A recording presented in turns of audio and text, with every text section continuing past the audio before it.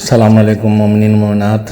رمضان آدھا گزر چکا ہے، تقریباً کم وقت بچا ہے ہم لوگوں کے پاس کہ ہم اپنی پچھلی غلطیوں کو سدھار کر لیں اور اس مہینے کے خاتمے تک کم از کم ایسے ہو جائیں جو اس رمضان کی برکتوں میں ہے کہ اگر اس کا دھیان دیا جائے رمضان کیسے گزارنا اس پر، تو ایسے رمضان سے انسان باہر آتا ہے جیسے بے گناہ اور معصوم بچہ ماں کے پیٹ سے پیدا ہوتا ہے۔ ابھی کچھ کلپس دیکھی میں نے، بے چین ہوا ہوں اسی بول رہا ہوں، ریکارڈ کر رہا ہوں، ہو سکتا نشر نہ کروں، بعد میں مجھے میرا نفس ڈرائے کہ لوگ ناراض ہوں گے اور این جی اوز ناراض ہو جائیں گے، لیکن کہہ رہا ہوں، اللہ کرے کہ پہنچا بھی دوں۔ تصویریں آ رہی ہیں روز، افطار کرانے کا بے حد ثواب ہے۔ بہت سے ادارے اور این جی اوز ہیں جو مومنین درمیان جو صاحبان خیر ہیں ان کو اس اجر و ثواب کی طرف متوجہ کرتے ہیں، اور مومنین اور صاحبان خیر افطار کے لیے پیسے دیتے ہیں۔ پھر وہ این جی اوز ہمارے ملک میں نے اور ملکوں میں تصویریں نہیں دیکھیں، اس لیے کہہ رہا ہوں، ہو سکتا دوسرے ملکوں میں بھی ہو رہا ہو، ایران و عراق میں نے نہیں دیکھا۔ ہمارے ملک میں کم سے کم ہم شیعوں کے بیچ میں جو میں دیکھتا ہوں، پیکٹس بانٹے جا رہے ہیں، اداروں کے بڑے بڑے نام لگے ہیں، مراجع کے فوٹو بھی لگے ہوئے ہیں، اور اجتماعی سطح پر پوری قوم کو بے وقار بنایا جا رہا ہے تصویریں کھینچ کے، اور پوری قوم کو بھیک مانگنے پر ہاتھ پھیلانے کا عادی بنایا جا رہا ہے۔ ہمیں خدمت کرنا ہے قوم کی، تو ہماری ڈیوٹی ہے کہ ہم جنہیں قرآن کہتا ہے کہ تعفف کی وجہ سے تم انہیں غنی سمجھتے ہو، ان کو ڈھونڈیں، ان تک پہنچائیں۔ صدقے کا ایک روپ ہے چھپا کے دینا اور ایک روپ ہے سامنے دینا، لیکن سامنے دے کے فوٹو کھنچوانا اور فوٹو کھنچوا کے پوری دنیا میں نشر کرنا، سوشل میڈیا پہ ڈالنا۔ اگر ڈونر نے شرط لگائی ہے فوٹو کھینچیں، تو پہلی بات ان کے ہاتھ جوڑے جانا چاہیے کہ آپ 1000-2000 روپے کا غلہ دے کے، راشن دے کے اس کی عزت نفس خرید رہے ہیں، اسے بے غیرت بنا رہے ہیں۔ خدا کے لیے نہ کریں۔ میں جانتا ہوں بہت بڑا شور اٹھے گا میرے خلاف، ہر جگہ یہ فیشن چل گیا، پیکٹ بناؤ، بلواؤ، بٹواؤ، لے جاؤ۔ کسی کی پہلی بات یہ ہے، میں اس کا قائل نہیں ہوں کہ میں پیکٹ بناؤں۔ جس کا پیسہ ہے اس کے ہاتھ میں پہنچے، وہ اپنی ضرورت بہتر سمجھتا ہے کیا خریدے، میں اس کی ضروریات طے کرنے والا کون ہوتا ہوں؟ بعض لوگ سہم سادات سے بھی یہی کرتے ہیں۔ میں ان سب سے پوچھتا ہوں، کیا یہ جائز ہے کہ میں سہم سادات سے کسی کی ضرورت طے کروں اور اس کی ضرورت طے کر کے اس پہ تھوپ دوں؟ یہ ضرور ہے کہ اگر وہ مثلا کتاب چاہتا ہے، میرے پیسہ میں سادات ہے، میں اسے دلوا دوں اور کہہ دوں کہ یہ ہے، اس جگہ سے دے رہا ہوں میں، لیکن میں طے کروں کہ سہم سادات فلاں کے لیے اس کا مصرف یہ ہے کہ اسے عید کے کپڑے بنواؤں یا اس کا بیگ خرید کے دوں، بچوں کی یا کتاب خرید کے دوں؟ میں نہیں سمجھتا ہوں کہ شرعی یہ بات درست ہے، اور اگر میری بات غلط ہے تو استفتاء کر لے، جس کو جی چاہے دیکھ لے۔ میں یہی سمجھتا ہوں کہ میں سہم سادات کا مصرف کسی کے لیے طے کر کے وہ چیز اس کو نہیں دے سکتا، مجھے اس کے ہاتھ میں اس کی رقم پہنچانا ہوگی۔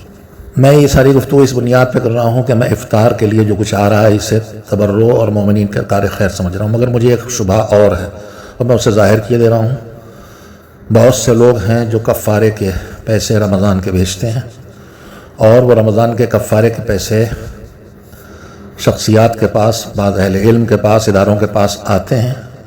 کویت میں خود اس کا شاہد ہوں، میں 1-2 سال رمضان گیا ہوں، اور وہاں یہ کام بہت زیادہ ہے۔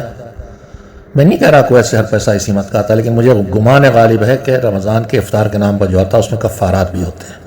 اگر کفارات ہیں تو پھر اس کے لیے اور سخت مسائل ہو جاتے ہیں۔ صرف نادار تک پہنچنا ہے، اس کی ضرورت پر پہنچنا ہے، مجھے نہیں طے کرنا ہے، اور پیسے نہیں، غذا اس کو تک پہنچنا ہے۔ غذا میں پہنچاؤں یا غذا وہ خریدے میرے، میں دوں پیسے، اطمینان ہو، لیکن میری ڈیوٹی ہے کہ غذا اس تک پہنچے، اور وہ طے کرنے والا کفارے کی شکل میں ہوں گا کہ کھانا کیا ہے، مگر وہ اجتماعی سطح پر تصویریں کھینچ کے نہیں کیا جا سکتا۔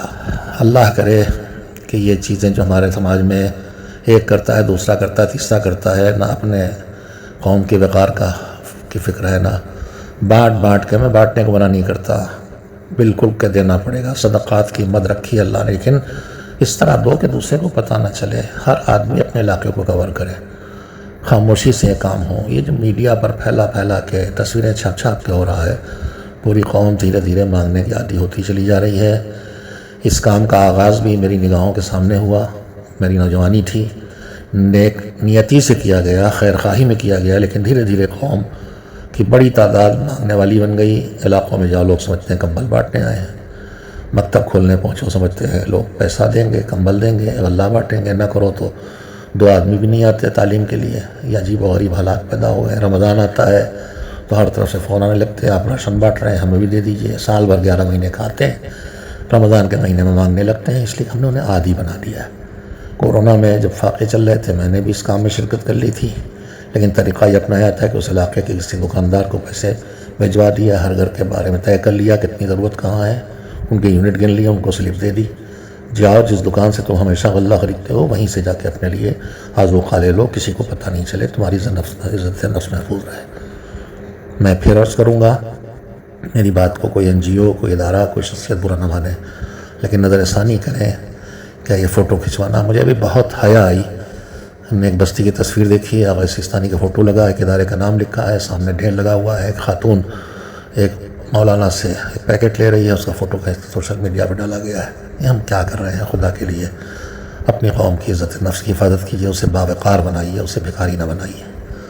چھوٹے چھوٹے کاروبار کرا دیے جائیں۔ تنظیم الکاتب نے اس کی پہل کی ہے، بتاتا ہے اس لیے ہم کسی اور دوا میں آ جائے۔ 3,000 سے 10,000 روپیہ قرض دے کے 400-500 لوگ آج بھی روزی کما رہے ہیں، مونگ پھلی کے ٹھیلے سے چائے کی دکان تک۔ ہم سب مل کے کریں تو 2-3 سال زیادہ نہیں لگیں گے انشاءاللہ کہ چھوٹے چھوٹے کام کر کے ہماری قوم ان حالات سے باہر نکل آئے۔ اللہ ہم سب کو شعور دے اور مذہب کی ہدایات کو ہم اپنے شہرت کا ذریعہ نہ بنائیں، اور رکوع میں مذہبی کو ہم بانٹ کے بیچ کی کمیشن ایجنٹ ہیں، ہم آخرت کا عذاب ثواب لینے آئے ہیں، بیچولی ہیں ہم، پیسہ تو ہمارا نہیں ہے، پیسہ جس کا ہے اس کو خوش کرنے کے لیے یا اپنی کارکردگی دکھانے کے لیے ہم اس طرح کے فوٹو کھینچ کے نہ ڈالیں۔ اللہ ہمیں مصیبتوں سے نکالے، ہمارے زمانے کا امام آئے تاکہ یہ ساری خرابیاں جو معاشرے پر چھائی چلی جا رہی ہیں ان سے پوری انسانیت کو نجات ملے۔ اللہم صلی علی محمد و آل محمد وعجل فرجہم وارزقنا شفاعتہم۔